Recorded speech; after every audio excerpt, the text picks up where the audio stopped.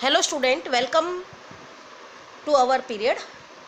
Student, we will read about today English subject Unit 1 Exploring Symbols. And we will introduce to Rabindranath Tagore and his poem Where the Mind is Without Fear. His poem's name Where the Mind is Without Fear.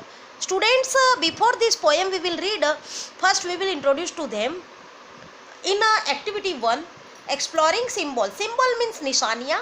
निशानियाँ exploring यानी उनको खोजबीन करना, ढूंढना. Okay, तो first we will read about activity 1. Rabindranath Tagore was born in Calcutta in 1861. Rabindranath Tagore ji का जन्म कलकत्ता में हुआ था 1861 में. Calcutta means today's Kolkata. Okay, he is the poet who rot India's national anthem. वो रविन्द्रनाथ टैगोर जो वो पोएट है जिन्होंने हमारा नेशनल एंथम लिखा था. और स्टूडेंट्स, एक इन्फॉर्मेशन मैं और दूंगी, सिर्फ हमारा ही नेशनल एंथम नहीं राइट किया है. रविन्द्रनाथ टैगोर वो पर्सन है जिन्होंने 2 कंट्री का नेशनल एंथम राइट किया है. फर्स्ट इंडिया एंड बांग्लादेश का जो नेशनल एंथम है it is written by Rabindranath Tagore also. And he won the Nobel prize in literature in 1913. और उन्होंने लिटरेचर पे, लिटरेचर यानी भाषा पे 1913 में नोबेल प्राइज का अवार्ड वॉन किया था, जीता था. Okay, Tagore started to write poetry when he was only 8 years old. जब टैगोर 8 years के थे, only 8 years, childhood, from childhood उन्होंने पोइट्री लिखना स्टार्ट कर दी थी. Poetry means poem. He published his first poem when he was only 16. जब वो 16 years के थे तब उन्होंने अपनी फर्स्ट पोएम पब्लिश कर दी थी, प्रकाशित की थी. पर कितने साल के थे? 16 years के. For this Tagore did not use his real name. इस पोएम में उन्होंने जो फर्स्ट जो उनकी पोएम पब्लिश हुई थी उसमें उन्होंने अपना रियल नेम यूज़ नहीं किया था. वो उन्होंने अपना रियल नेम यूज़ नहीं किया था. He used a pen name. Bhanu Sinha means sun lion. उन्होंने अपना pen name use. Pen name का मीनिंग होता है स्टूडेंट, जब कोई पोएट या राइटर जो कोई भी टॉपिक या किसी को कुछ भी स्टोरी राइट करते हैं तो सम राइटर अपना रियल नेम हाइड करते हैं और अपना जो पेन नेम एक अपना स्टोरी राइटिंग के लिए अलग से एक पेन नेम बनाते हैं और वो अपना रियल नेम के बदले उस पेन नेम को यूज़ करते हैं, तो उसको कहते हैं पेन नेम.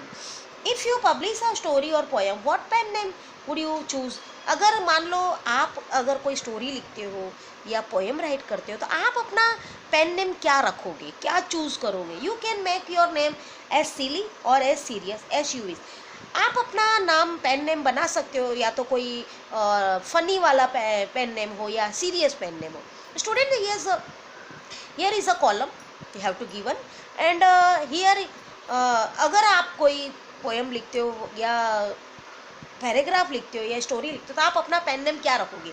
तो उसमें आपको इस कॉलम में आपका अपना पेन नेम राइट करना है. और स्टूडेंट, यहाँ पे कुछ आपके क्लासमेट्स के नेम दिए, 3 column here, 3 column here. There pen name also write here, but you will not write, your classmate will write. But today this position is not possible.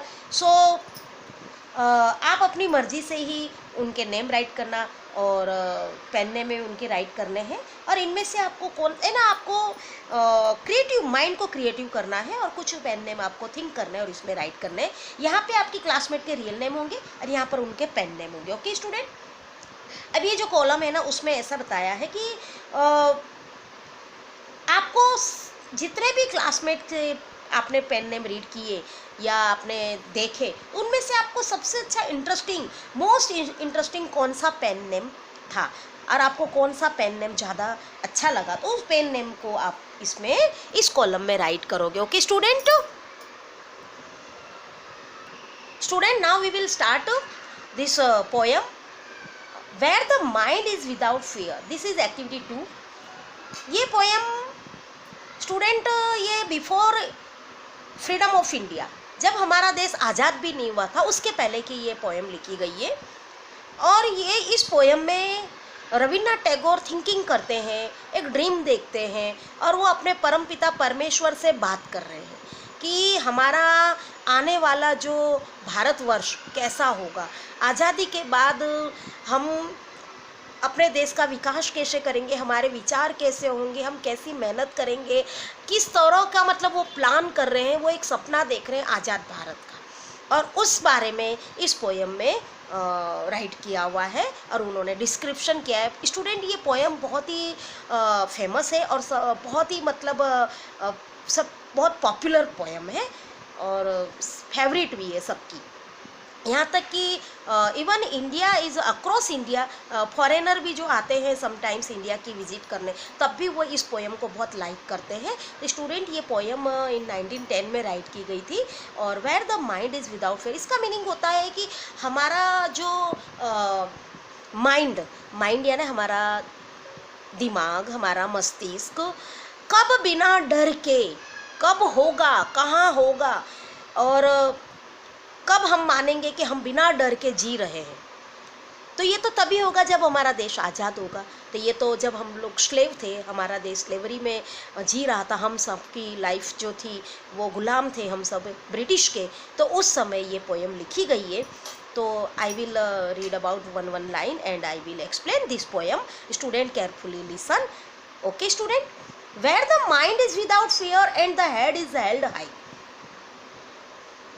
कब माइंड हमारा विदाउट, बिना डर के, सर उठा के हम जिएंगे। इस लाइन का मतलब होता है कि हम अपने ही देश में हमारा जो हम घुट घुट के जो जी रहे हैं, सर झुका के जी रहे हैं, तो हम कब जिएंगे सर उठा के? तो तभी जब जिएंगे जब हम लोग रिस्पेक्टफुल, यहाँ पे हेल्ड हाई का मतलब होता है सम्मान के साथ जीना, रिस्पेक्टफुल हमें जीना है।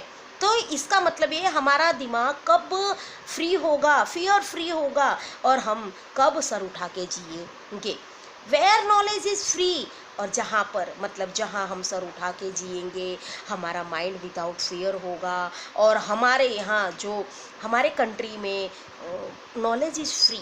अब यहाँ पे नॉलेज का मतलब होता है एजुकेशन। अब नॉलेज फ्री है, फ्री होगा, इसका मतलब है कि जो हमारे कंट्री में जो नॉलेज होगा, एजुकेशन होगा, वो कास्टिज़म या लोअर या हायर, जो बैकवर्ड क्लास के होते हैं, लोअर क्लास के होते हैं, जो भी मतलब उसमें जात पात, वर्ण भेद, बॉयज़ गर्ल, सबको जो भी everyone has equal education, will be equal education. तो उनका मीनिंग यहाँ पर ये है कि सबको हमारे देश में एजुकेशन कैसा मिलेगा, इक्वल होगा, न किसी के लिए जैसे रिच हो या पुअर हो, जो भी हो, न किसी को पैसे देने पड़ेंगे और सभी को इक्वल एजुकेशन मिलेगा, समान अधिकार होगा। Where the world has not been broken up into fragments by narrow domestic wall. अब यहाँ पे ऐसे बोल रहा है कि जब हम ये पूरी दुनिया अपने यहाँ पे फ्रेगमेंट का मतलब होता है ज़मीन के छोटे छोटे टुकड़े, ब्रोकन अप इनटू फ्रेगमेंट। तो ज़मीन के छोटे टूटी हुई मतलब हमें ये दुनिया छोटी छोटी ज़मीन के टुकड़ों में बटी हुई ना हो और लोग अपने नैरो डोमेस्टिक वॉल्स में छोटे छोटे टुकड़ों में बटकर ऐसा ना हो अपने घरों में कैद हो जाए अपने नैरो माइंड थॉट्स के कारण, और ये दुनिया बट न जाए और लोग अपने अपने छोटे छोटे अपने ही हद में वो कैद न रह जाए। Where words come out from the depth of the true, जहाँ पर उनका सपना ये कि हर कोई सच बोले, हर कोई सच बोलने की हिम्मत दिखाए और कभी कोई झूठ न बोले। जो भी वर्ड्स आएंगे, जो भी शब्द आएंगे, वो दिल से, दिल की सच्चाई की गहराई से निकल कर आएंगे। तो हमारे देश में सच बोलेंगे तो ही वैसा हमारा देश होगा। और मतलब वो सब सोच रहे इस तरह, अपने परमपिता परमेश्वर के साथ बातें कर रहे हैं कि हमारे देश में ऐसा कब होगा। Where tireless striving stretches its arms toward perfection, जहाँ हमारे देश में हमें जब आज़ादी मिलेगी तो सब मिलकर अपने कंधों को फैलाकर और टायरलेस यानी बिना थकान के सख्त मेहनत करके स्ट्रेचिस यानी बाहें फैलाकर सब एक साथ जब आगे बढ़ेंगे, एक दूसरे के साथ कदम से कदम मिलाकर, कंधे से कंधे मिलाकर जब हार्ड वर्क करेंगे, तब हमारा देश, परफेक्शन का मीनिंग यहाँ पर है डेवलपमेंट, परफेक्ट, तब हमारा देश का डेवलपमेंट होगा। ये उनका, इस तरह उनकी सोच है रविन्द्रनाथ टैगोर की। Where the clear stream of reason has not lost its way into the dreary deserts and of dead habit. यहाँ पर जो डेड हैबिट को जो वर्णन किया है, डिस्क्राइब किया है, ये वर्ड डेड हैबिट का मतलब होता है बैड हैबिट।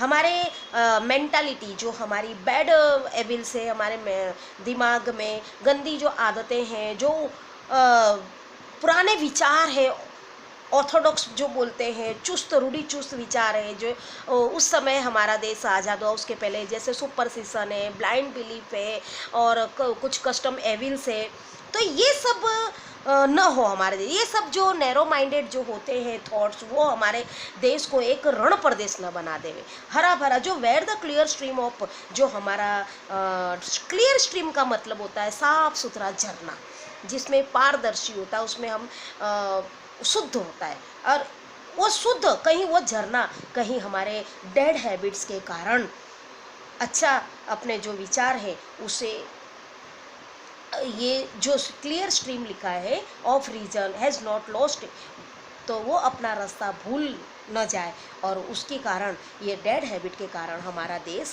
डेजर्ट सैंड में न, जैसे डेजर्ट सैंड यानी बंजर, हमारा देश में जो भी है बंजर न हो जाए। इसलिए इस क्लियर स्ट्रीम यानी हमें हमारे विचार कैसे रखने होंगे, एक शुद्ध पानी का जो झरना होता है उस तरह हमारे विचार भी शुद्ध होने चाहिए, न कि डेड हैबिट।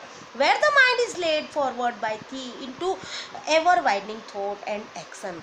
हमारा माइंड को हमें आगे बढ़ने के लिए, हमारे देश को आगे बढ़ने के लिए हमारी सोच कैसी होनी चाहिए, चारों तरफ से फ्री, इसमें एवर वाइडनिंग थॉट, हमारे थॉट चारों तरफ से, मतलब एक्शन के साथ हमारे विचार भी, हार्ड एक्शन होना चाहिए, हार्ड वर्क होना चाहिए, और हमारे विचार भी कैसे होने चाहिए, नैरो नहीं होने चाहिए, फ्री होने चाहिए, तभी हमारा देश परफेक्शन होगा। Okay student, into the heaven of freedom my father let my country awake. जब ये ऐसा हमारे देश में होगा तो मैं समझूंगा वही मेरा देश, वही स्वर्ग कहलाएगा। मेरा देश कैसा कहलाएगा? स्वर्ग कहलाएगा, और वो मेरा देश तब जागरूक होगा। और हे परमपिता परमेश्वर, मैं यही सपना देखता हूँ कि मेरे देश में सब सच बोले, सम्मान के साथ जिए, और कदम से कदम मिलाकर सब हार्ड वर्क करे, अपने विचार क्लियर एक स्ट्रीम की तरह, झरने की तरह रखे, न कि कोई इसमें डेड हैबिट हो, न उसमें सुपरस्टिशन, अंधश्रद्धा, और एजुकेशन फ्री हो, इक्वल।